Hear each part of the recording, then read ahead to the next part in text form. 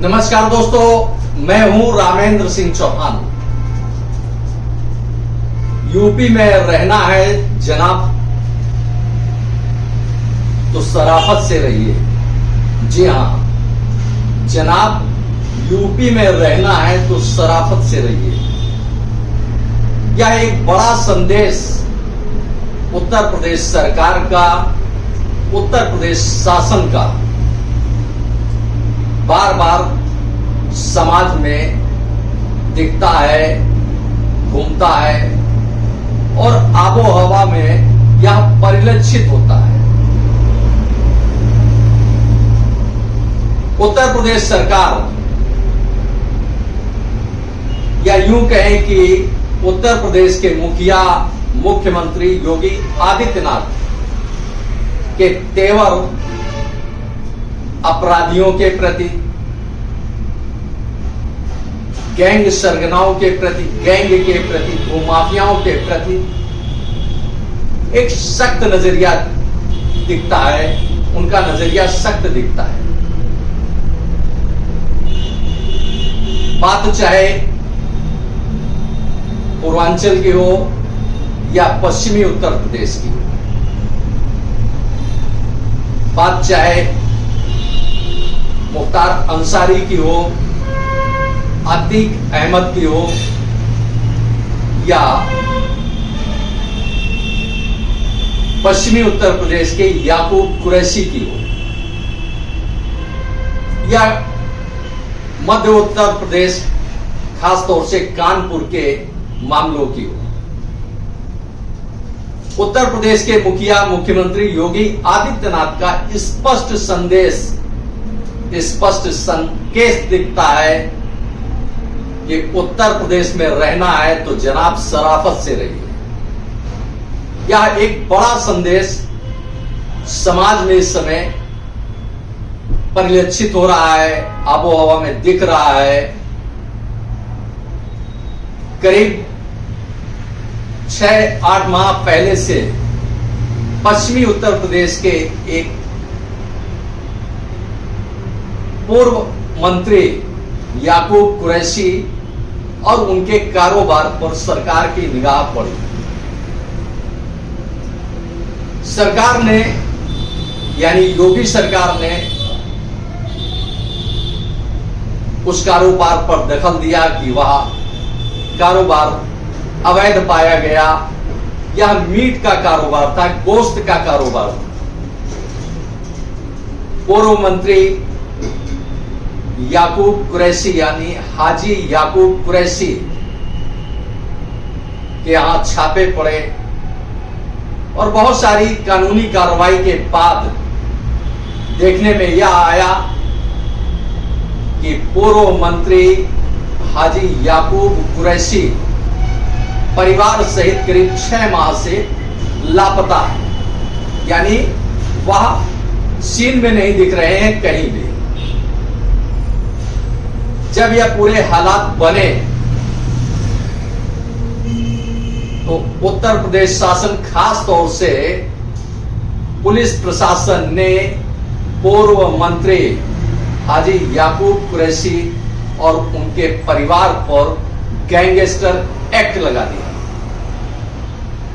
लाजमी है, निश्चित रूप से कहीं ना कहीं कुछ न कुछ तो गैर कानूनी होगा जिससे हाजी याकूब कुरैशी को भागना पड़ा और सरकार को, यानी शासन को, यानी उत्तर प्रदेश पुलिस को, उत्तर प्रदेश पुलिस प्रशासन को इस तरह की कार्रवाई करनी पड़ी। निश्चित रूप से कहीं ना कहीं कुछ न कुछ तो दाल में काला है। हाजी याकूब कुरैशी के ऊपर, जैसा कि खबरों में आया, समाचारों में दिख रहा है या समाचार चर्चा में है, अखबारों की सुर्खियों में, हाजी याकूब कुरैशी पर 50-50 हजार रुपए का इनाम अभी तक घोषित था, लेकिन अब इसे बढ़ाकर 1 लाख रुपए करने की योजना चल रही है, प्लानिंग है। यह तो बात हुई पश्चिमी उत्तर प्रदेश की। कानपुर के समाजवादी पार्टी के एक विधायक हैं अमिताभ वाजपेयी। अभी न्यायालय ने उनको 1 वर्ष की सजा सुनाई है। अब लाजमी है कि न्यायालय अगर सजा सुना रहा है तो कहीं ना कहीं कुछ न कुछ तो गैर कानूनी या कुछ भी ऐसा हुआ होगा जो कानून सम्मत नहीं होगा, कानून के तहत नहीं होगा।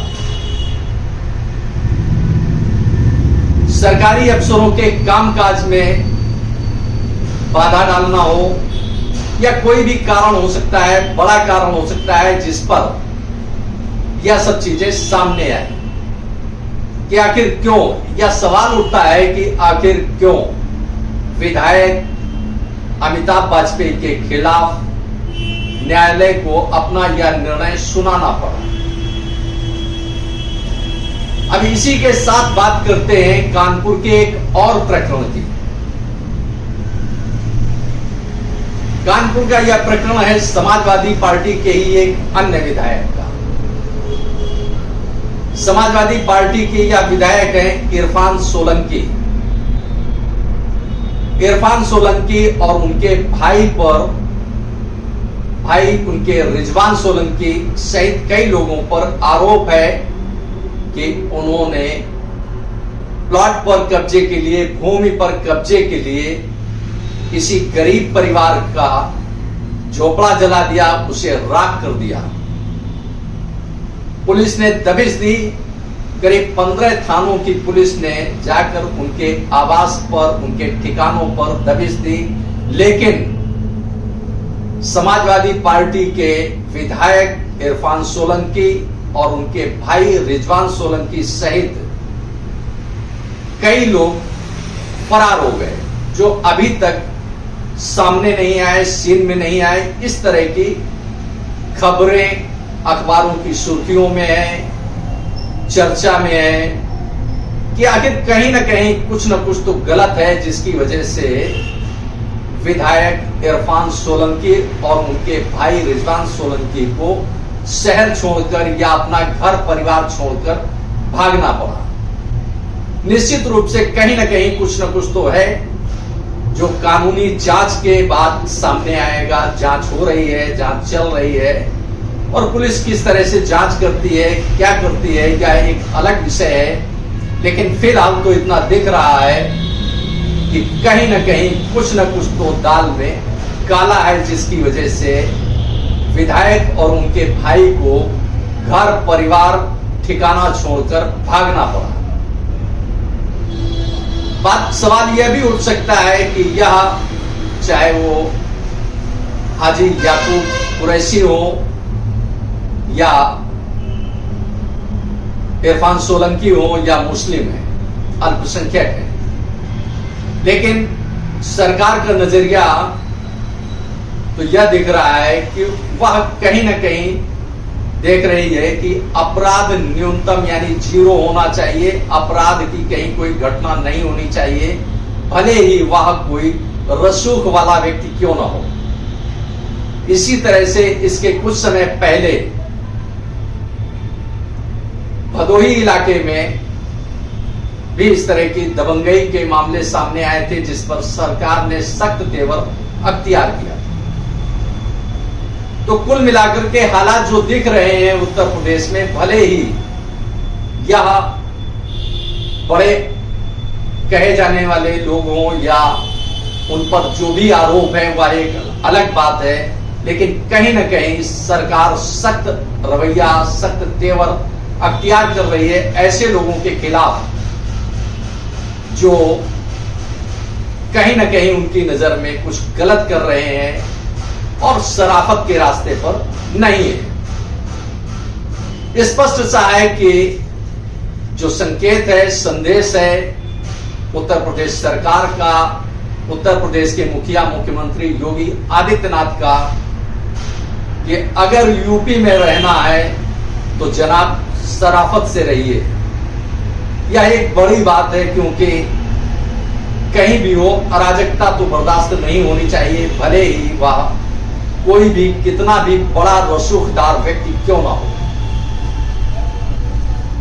अब अगर विधायक इरफान सोलंकी परिवार सहित या अपने भाई के साथ नदारद हैं, गायब हैं, तो निश्चित रूप से कहीं न कहीं एक सवालिया निशान खड़ा होता है कि आखिर ऐसा क्यों। इस तरह से पूरे सीन में देखें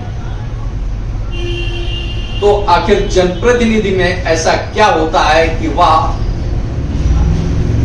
उस अलग ही समाज में नजर आता है, वह जनप्रतिनिधि के तौर पर क्यों नहीं दिखता है, वह अलग व्यक्ति के रूप में क्यों दिखता है। बात चाहे काम धंधे की हो, रोजगार की हो या बिजनेस की हो, आखिर ऐसा कौन सा चमत्कार होता है कि जनप्रतिनिधि होते ही वह बड़े बिजनेसमैन हो जाते हैं। जनप्रतिनिधि होने के पहले आखिर वह बड़े बिजनेसमैन क्यों नहीं होते हैं, समाज में यह भी एक बड़ा सवाल उठता है। और इस सवाल पर समाज को, सरकार को और देश के, प्रदेश के नीति नियंताओं को गंभीरता से सोचना चाहिए, विचार करना चाहिए, मंथन करना चाहिए।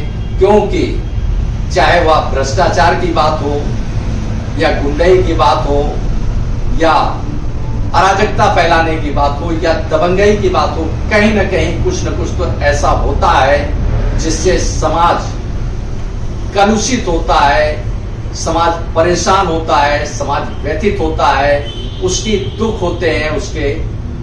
इन सारी चीजों को देखकर, इन सारे तथ्य कथ्य को देखकर जिस तरह से अखबारों की सुर्खियां बन रहे हैं या समाचार, बात चाहे इरफान सोलंकी की हो, अमिताभ वाजपेयी की हो या हाजी याकूब कुरैशी की हो या पूर्वांचल के भदोही इलाके के किसी बड़े व्यक्ति की हो या पूर्वांचल के किसी और व्यक्ति की हो, चाहे वह मुख्तार अंसारी हो या अतीक अहमद हो, पूरे सीन में यह साफ दिखता है कि कहीं ना कहीं कुछ न कुछ तो गड़बड़ होगा, जिसकी वजह से अब सरकार इन पर शिकंजा कस रही है। तो सीधा सा सरकार का संदेश दिख रहा है कि जनाब, यूपी में रहना है तो शराफत से रहिए। आपने इस वीडियो को देखा, आपको यह वीडियो कैसा लगा कमेंट बॉक्स में हमें अवश्य बताएं। वीडियो को शेयर करें। यदि आप हमारे चैनल में नए हैं, चैनल पर नए हैं, तो हमारे चैनल को सब्सक्राइब करें, जिससे हमारे आने वाले वीडियो, आने वाले नोटिफिकेशन आपको मिल सके।